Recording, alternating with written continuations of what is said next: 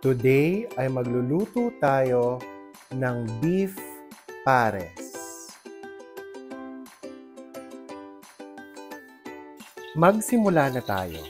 Sa ating pressure cooker ay igigisa natin ang ating bawang,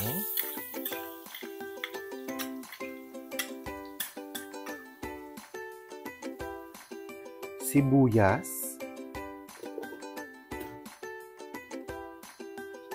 at luya.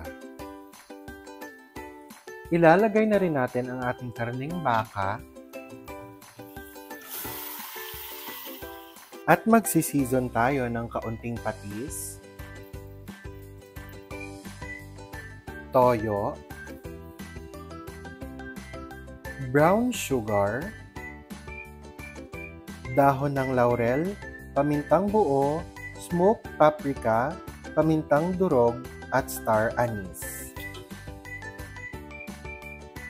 Maglalagay na rin tayo ng tubig at palalambutin natin ang ating karneng baka ng mga 45 minutes to 1 hour.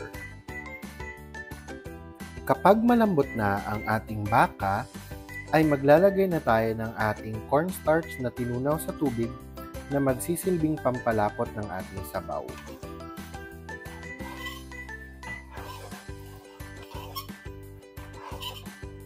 Kapag nakuha na natin ang tamang lapot na gusto natin sa ating sabaw, ay pwede na nating patayin ang ating beef pares dahil ready na ito.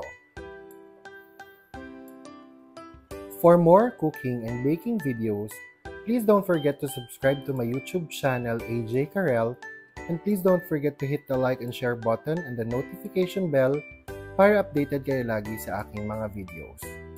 Salamat!